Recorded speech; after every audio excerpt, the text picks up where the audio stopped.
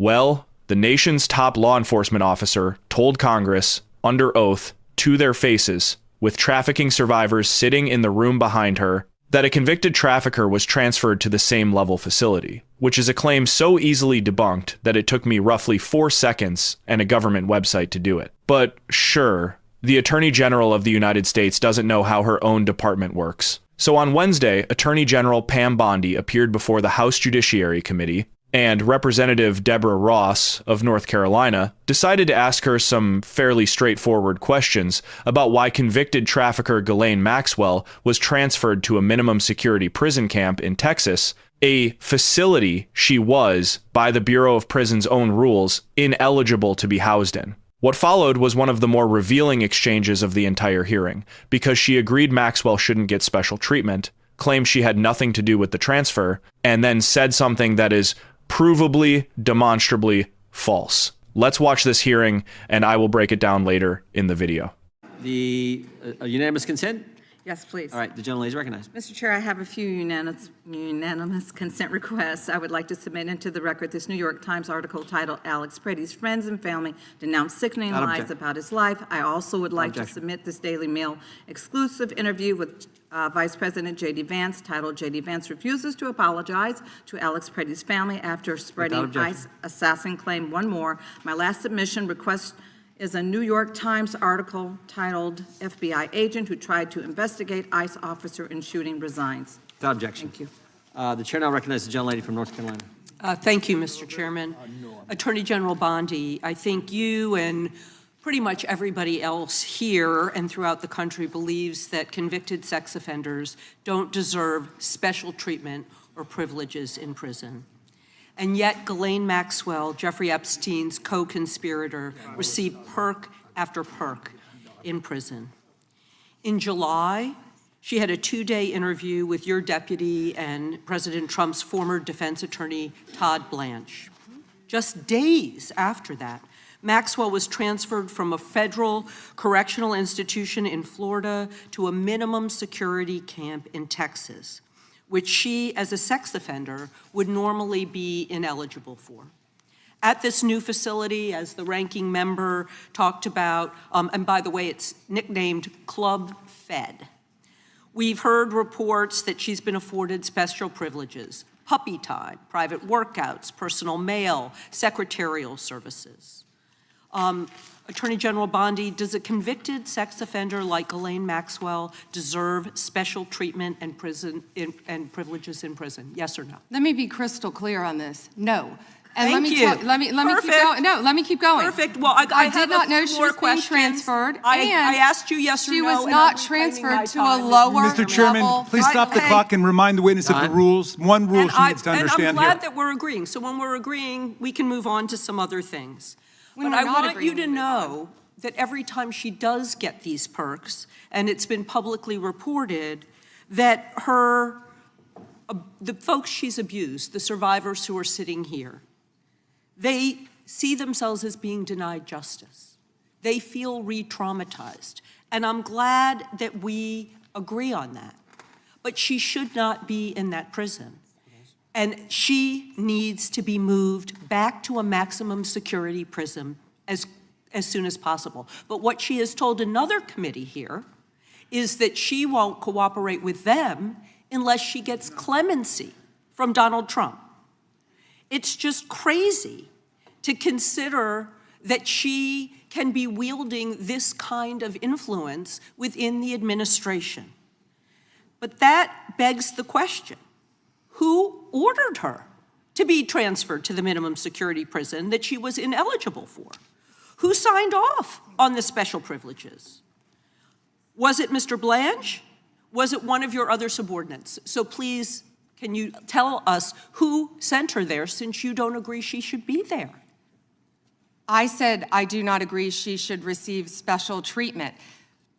She was transferred, I learned after the fact, to the same level facility, and that is a question for the Bureau of Prisons. I was not involved in that at all. The same level facility, I don't know why, but you know, instead of talking about Ghislaine Maxwell, who hopefully will die in prison, you should be talking about Irina Zarutska. I have a couple of died other on a questions. subway. Right, and I absolutely... You don't talk about that. I have been talking about it and actually helping with these issues. But we're going to move back to you. I bet we are. Yes, of course, because you're here to testify. That's what the whole point of this endeavor is. So, of course, we're moving back to you. It is all about you. So, as we've heard, she took the fifth in response to every single question in that committee hearing. And her lawyer dangled the offer of clemency. Should Donald Trump pardon or commute her sentence? Should she be released from prison, yes or no? You said you hope she dies there, so I'm hoping the answer is no. I already answered that question. Good. I'm very glad. I really like this bipartisan agreement about when what it should agrees happen with with you. her. But you Yes. don't want to talk about Irina Zarutska. You don't want to talk about I talk about her murdered all by the a time, violent crime but offender I am not in here your to jurisdiction. testify before Congress. You are. That is your job today. You are That's what you're getting paid obsessed for. with attack. Time belongs- So Time belongs to the I young lady. want you to know that your own DOJ employee, he's recently been demoted and had some other problems, advises on pardons. Do you think he will be advising Mr. Trump on any kind of clemency or pardon for Ghislaine Maxwell? I'm not going to speculate, and you couldn't even identify properly. That's why you don't want to talk about Irina Zarutska.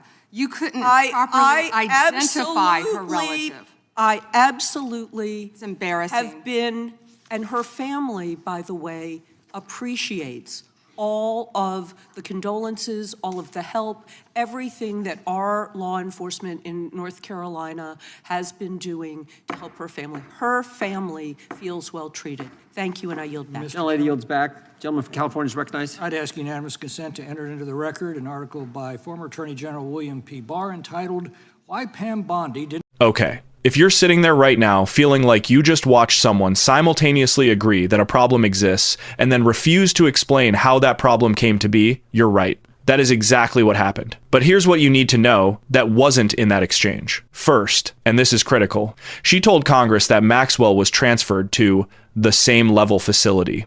That is not true. It's not a matter of interpretation, and it's not a gray area. According to the Bureau of Prisons' own classification system, which again falls under her Department of Justice, FCI Tallahassee, where Maxwell was previously held, is designated as a low-security federal correctional institution. It has double-fenced perimeters and houses inmates of various security levels. FPC Bryan in Texas, where Maxwell was sent, is designated as a minimum security federal prison camp. According to NBC News, it's a facility where inmates are granted more freedoms in dormitory-style housing, their rooms aren't locked, and they can roam outdoor and recreational spaces with chain-link fencing, but no rigorous security protocol at the entrance. ABC News separately confirmed the classification difference, reporting that FCI Tallahassee is a low-security prison, while FPC Bryan is a minimum security camp. Those are two different classification levels. Low security is not minimum security. That is literally how the federal government categorizes its own prisons. Second,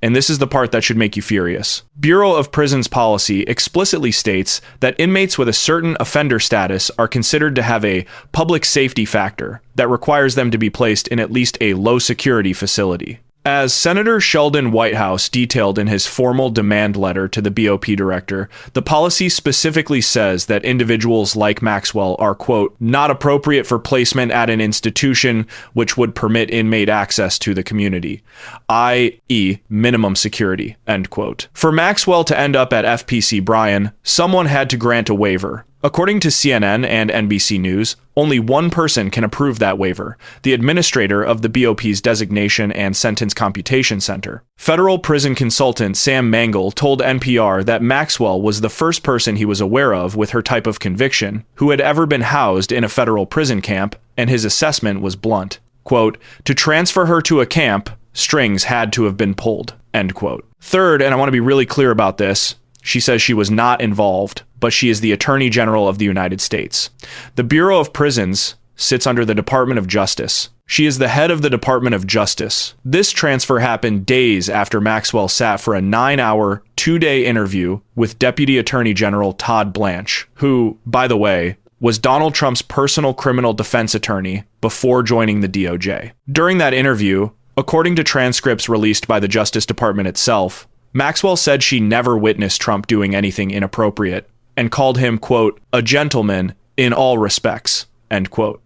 Days later, she's at Club Fed, and the Attorney General wants us to believe that nobody in her department had any idea this was happening, which, if true, is arguably even more alarming. And here's the part that ties it all together. Just 2 days before this hearing, on February 9th, Maxwell appeared before the House Oversight Committee via video, invoked her Fifth Amendment rights, and refused to answer a single question. But her lawyer, David Oscar Marcus, made an extraordinary offer. Maxwell would, quote, speak fully and honestly, end quote, if President Trump granted her clemency. Her lawyer even specified that she would testify that both Trump and Bill Clinton are, quote, innocent of any wrongdoing, end quote. As Democratic Representative Suhas Subramaniam put it after the deposition, quote, she is telling Donald Trump through her deposition that she is trying to buy her clemency, end quote. So let me give you the language to explain this to anyone who asks. A convicted trafficker was moved, in apparent violation of BOP policy, to a cushy minimum security camp days after clearing the president's name, and now she's leveraging her silence to negotiate a pardon. And the Attorney General, who oversees the agency that made this transfer, says she doesn't know anything about it. So what does this actually mean for you? On a personal level, think about what this says to every survivor of the Epstein and Maxwell case. Multiple survivors were sitting in that hearing room yesterday wearing white. When Democratic Representative Dan Goldman asked them to raise their hands if they had tried to speak with the Department of Justice and hadn't received a response, every single one of them raised their hand. Everyone.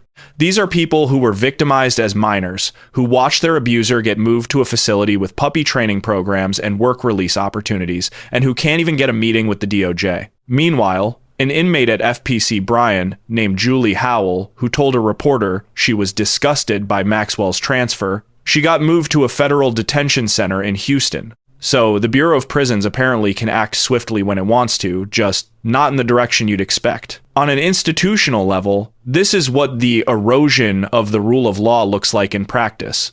It's not always dramatic. Sometimes it's just a quiet transfer in the middle of the night that nobody authorized, nobody can explain, and nobody will take responsibility for, but that conveniently benefits the president's personal interests. Senator Jack Reed put it plainly in his letter to the BOP. These circumstances, quote, raise serious questions of whether Miss Maxwell is being given special treatment in exchange for providing favorable information, end quote, and quote, whether BOP is being politically pressured into reclassifying a violent felon as a low security risk against all evidence, which seems to elevate protection of President Trump's personal reputation above public safety, end quote. What was all this for? So that a convicted trafficker can clear the president's name from a camp with no fences? So that someone who helped recruit and exploit minors for the convicted financier can negotiate the terms of her own release? This concerns the protection of political interests instead of delivering real justice. This centers on power and influence. This is about how the Justice Department uses its power and who it chooses to protect. When asked in October, he said he'd, quote, have to take a look, end quote. In November, he said, quote, I don't rule it in or out. I don't even think about it, end quote. He is leaving the door open. Representative Jamie Raskin, the top Democrat on the Judiciary Committee, described what his committee found in even starker terms. In a previous letter to the DOJ, Raskin called Maxwell's transfer an, quote, apparent flagrant violation of BOP policies, including one that explicitly prohibits the placement of certain offenders in such facilities, end quote. And Representative Ro Khanna pointed out a rather obvious inconsistency after Maxwell's Oversight Committee deposition. Maxwell invoked the Fifth before Congress, but she didn't invoke the Fifth when she sat down with Deputy AG Todd Blanche, Trump's former personal lawyer, for 9 hours. Funny how the Fifth Amendment only kicks in when you're not talking to the president's people. This is what things look like right now. No one has publicly explained who authorized Maxwell's transfer. The Bureau of Prisons has declined to comment. She told Congress it's a question for the Bureau of Prisons, the agency she oversees. Multiple senators and representatives have demanded answers and, as of this hearing, have received none. Maxwell's lawyer is openly campaigning for a presidential pardon, and the president has not ruled it out. She told Congress it was the same level facility. It wasn't. She said she wasn't involved. She runs the department. She said it's a question for the Bureau of Prisons. She's the Attorney General. At a certain point, not knowing becomes its own kind of answer. And if the nation's top law enforcement officer truly has no idea how an offender ended up at a facility she's ineligible for, well, that tells you everything you need to know. Turns out you don't need to touch the stove to know someone got burned. If you found this breakdown helpful, drop a comment below and let me know what you think. Make sure to like the video and click the bell icon so you don't miss the next update. Share this with anyone who needs to see what's really happening, and subscribe to support the channel. Thanks for watching. Bye.